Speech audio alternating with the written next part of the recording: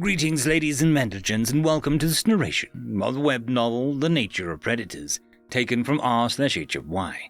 If you're new to the series, there is a playlist listed in the description. And as always, I hope that you enjoy. Chapter 20. Memory Transcription. Subject: Governor Tava of the Vendel Republic. Date: Standardized Human Time, September 10th, 2136. The human ambassador strode up to the microphone and scanned the cavernous auditorium. Every guard on the premises was flocked a safe distance away from the predator, with rifles trained at his head. Barricades and barbed wire stretched in front of the podium. Hello, leaders and citizens of the Federation. My name's Noah, and I've come seeking peace on behalf of humanity. Silence reigned supreme over the chamber, and the human's words hung in the air like an echo. The seats in the front row were vacated entirely. Many of their occupants were sharing stations with species near the rear wall. Others were pacing by the exits, and a few were absent altogether. Remote viewing must have seemed the best option. I'm sure all of you have heard terrible things about my species. Perhaps some of them are even true. Predators ravaged your worlds and twisted your altruism, and you fear that we bear such intentions. Noah turned his head towards me, and I flicked my ears in support. But your conclusions are a product of confirmation bias, selecting only evidence that confirms your pre-existing beliefs. Humanity is not the same as the Oxor. The reporters on the upper deck were filming every word. Commentators spoke in soundproof booths, offering live opinions on some of the most influential political shows in the galaxy. The public viewing balcony was almost empty, so most of the citizenry would be witness to the display secondhand. An anxious murmur rippled around, showed this wasn't anyone was expecting. They were expecting the human to come here, brandishing mocking footage and lobbying threats. It was clear that they were concerned how close I was standing to Noah. A few tried to signal run to me with tail language. You come here wearing a mask and think that hides who you are? Jerusalem, a Kratal ambassador, leapt out from his outrage. His features were puffed out behind him in a semicircle. You're a slaughtering lot of slavers. You round up and gash children. The nearest dignitaries glanced at the avian and signaled their agreement with tail waves and ear flicks. It seemed to embolden others to vocalize opinion. Wars, where millions die, are a regular thing on your planet. Doc, the Fursal High Elder, joined in. Her thin ears drooped with horror. You use weapons to maximize suffering and destruction. You invade your neighboring and bomb cities, just like the Greys. Noah raised his hands placatingly. We have inflicted grave suffering upon ourselves, and I admit that we have self-destructive tendencies. But as the Vandal can attest, there is another side to humanity. The side of us that is protective and familial, and has always reached to the stars in earnest. We have traits of both predators and prey. Yeah, sure, like what? Mortality, breathing, Jerusalem jeered. Let's start with the forward-facing eyes, which seem to be facial focal point of your disgust. The human was unfazed by the widespread contempt, keeping his voice level. They evolved for depth perception. Since primates are an arboreal class of mammals, they have nothing to do with hunting, and just happens to help you with tracking and killing living creatures too, doesn't it? Funny. Mesic, President Coppo interrupted. Well, which one of us looks tasty to your burial eyes? An unidentified voice asked. The cacophony of similar-minded leaders spoke up. Animosity and fear were two words that captured the collective mindset to a T. The shouts ranged from panicking to accusatory to blood-seeking. The Kolshian guard stiffened as the meeting dissolved into chaos. No doubt they expected discordance to elicit a violent response from the predator. You're here to terrorize us, to scope out your enemies. You kidnapped our civilians. Your first action as spacefaring species was to hold Indians against their will. Flesh-eating filth, you defile the chambers with your presence. Why would you assault the Gojits in cold blood? We should execute this beast. I'd like to see his head roll. My eyes widened in dismay, and Noah ducked his head. This was a beatdown televised to the galaxy. Not any genuine attempt at listening. It was only solidifying the viewers' prejudices. Hearing their leaders trounced any attempts for the predator to speak. I noticed a few dignitaries seemed interested in what the human was saying, though, which was a glimmer of hope. Silence! I said that we would let it speak, and I don't break my word. Can you not hold your tongues for a few minutes? Chief Nikonus roared. Noah took a deep breath to collect himself. Thank you. Unlike the Arcs, humans are omnivores. That means our diet is primarily plants. Plants, vegetation. You hear me? We are capable of subsisting without meat, and some of us choose to do so. But you eat flesh, Jerusalem called from the crowd, ignoring the chairman's glare. Yes, you personally. Yes, no animal has to die, thanks to science. We grow our meat from cell samples in a lab, the predator added quickly. Does that not overrule the moral dilemma of killing another creature? There is no suffering caused. We've done our best within the confines of our nutritional needs. The representatives bore squeamish expressions, while the ethical argument was correct. The mental image that answer evoked was unsettling. They were probably visualizing an unmasked Noah stooped over a maggot-ridden corpse, with blood dripping down his chin. How could they take this person talking seriously with that thought? Humans seemed to understand the reaction when he asked how they would feel if they knew someone chowed down on human legs. It wouldn't matter what they were ethically sourced. The idea of consuming animal parts was utterly reprehensible to most species. I respected the Terran's honesty, but that wasn't earning him any brownie points with the Federation. Even when I thought about Noah munching into some artificial animal carcass, it made me shudder. I was happy that he didn't do it in front of me, but I still preferred not to think about it. There was a crevice in my mind that wondered if humans would find Venlil tasty. Did that craving really make the lovable ambassador salivate? Nikonus retched into a waistband under his station. Growing flesh in a vat, that's changed the subject, please. Gladly. I don't have time to go over everything on the data cache Tarver shared with you all in detail, as I hoped, the Predator stated. But we've included our art, music, relationships, philosophy, culture, architecture, and scientific achievements. You may find beauty in our creation and innovation. I finally found my voice. The experiments conducted by the Venlil, which proved humans have a wide range of softer emotions, have been uploaded as well.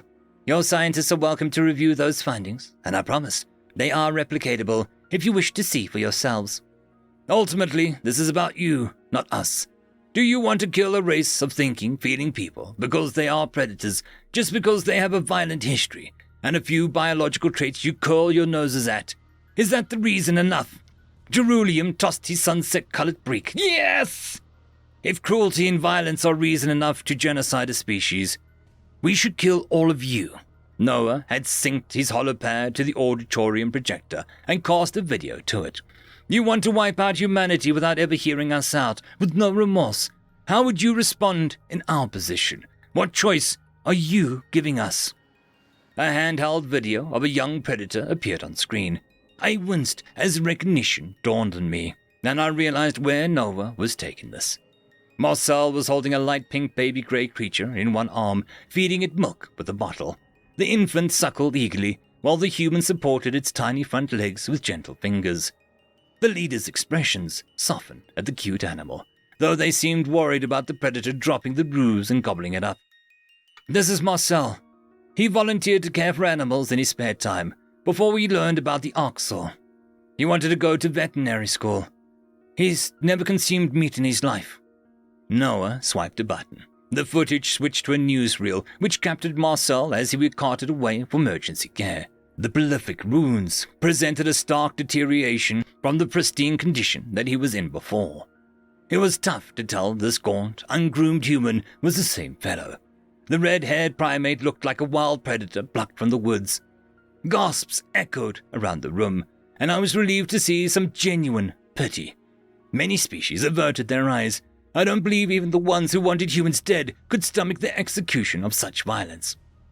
The entire galaxy is going to see this once the tapes reach them.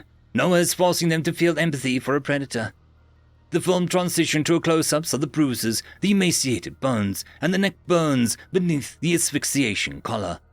The haunting finale was a photo of Marcel's unconscious in the hospital bed, with a sobbing Slaneck at his side. This is what your captain did to a herbivore human. Sovlin starved him and laughed at his pain while Marcel begged him to stop. The Terran ambassador's voice climbed with indignation, and he shook his head in disgust. It was cruelty for cruelty's sake. How can you say you're any different than the Arxor? If that's not predatory behavior, I don't know what is. Wait, he's not our captain. He answers to Piri. We didn't tell Sovlin to do that. We had no idea he went that far. Lyconis growled. I want justice. I want a trial by your laws or ours. Can you imagine if a human treated one of your people like that? What would you be saying about us? It doesn't matter what you want. You need to die either way, Jerillium muttered. The whole idea is that you don't have the chance to feck us over. You're not like us. But who decides who lives or who dies? Who is like us? What precedent are you setting? Perhaps there's an intelligent scavenger out there who wouldn't hurt a fly. The human paused for effect and raised a confident hand. A predator who only eats insects and small game. A territorial herbivore who might lash out at you. Maybe just a tree-dwelling creature that gets targeted for their eyes. Cooper flared his trunk. This is ridiculous. Your whole argument is hypothetical. Yes, it is hypothetical. That maybe, just maybe, we could be your friends. That's what I want you to consider. How do we know that you won't turn on us? The Mazak returned, a hint of fear seeping into his voice. You don't.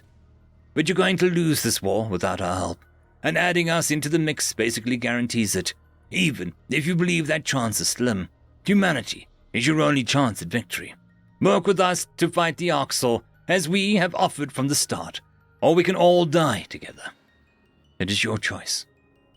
Thoughtful expressions cropped up across the chamber as the logic of the human's words sank in.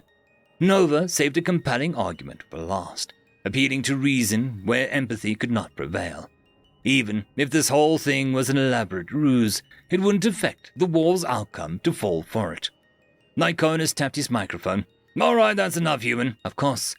I'd just like to mention, no, I let you speak for your allotted time. Since these fools kept interrupting you, you can't say that I am being unfair. Right. Thank you.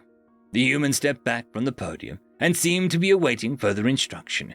Chief Lyconis's prior words about not vouching for his safety after the speech rang in my ears. Would the Koshian soldiers really shoot the diplomat in cold blood after everything they witnessed? Exit the chamber with slow steps and follow the trail of lights to the floor, Lyconis spoke.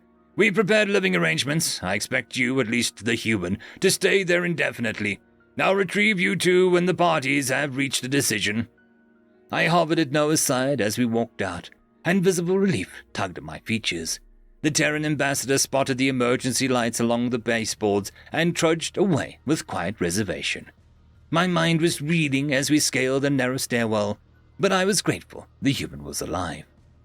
The selecting living arrangements were full of diplomatic suite, complete with plumbing and kitchenette. 2 trays of fruit mash with an algae and grain garnish waited on the bedstand. Noah's species needed more protein in their diet.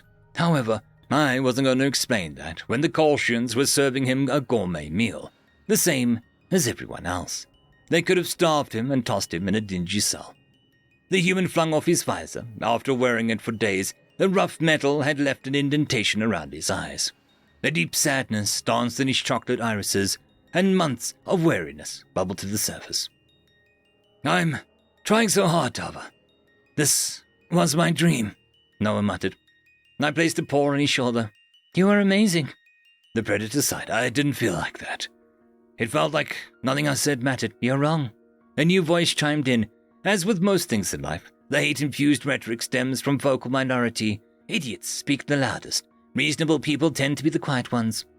The human Sned snapped up, and his eyes locked on the Zerillian at the door. The Zerillians were a neighboring species to us and the Gojeds, and their quadrupedal anatomy, shaggy brown fur and cub-like ears, they looked smaller than they were. I imagine the visitor triggered Noah's cute response, which made him all the more aware of his predatory visage. The Terran ambassador practically fell over himself to scoop up his visor off the floor. He pressed a hand to his face in the interim, peeking between his fingers in a comical fashion. Noah fumbled with his headgear, panicking. I apologize. I wasn't expecting company so soon. Don't be ridiculous. You don't have to apologize for your appearance. Leave the visor off, friend. The male Zerillian averted his eyes briefly before continuing. I am Chalzan, behavioral scientist with the Galactic Institute of Medicine. May I come in? Yeah, go ahead, please do, Noah said.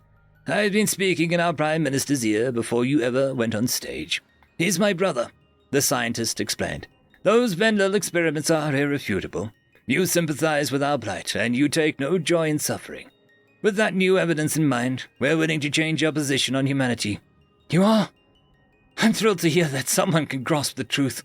At long last, the Cerulean government expresses our desire to begin anew, and I only hope that it doesn't come too late. Would you like to open diplomatic relations? Noah's eyes crinkled around the edges, which indicated that a smile was hidden beneath his mask. The Terran ambassador felt his mission was worthwhile if he swayed a single species. That wondrous enthusiasm returned to his predatory gaze, as bright as the day we first met. Yes, we would like that, very much. More than you know. Humanity's door is always open. End of chapter. I would quickly like to thank the Tier 5 members, Marky, Cam Maxwell, Casper Arnholtz, Oakfield, Lord Azrakul, and It's Difficult to Pronounce. Thank you very much.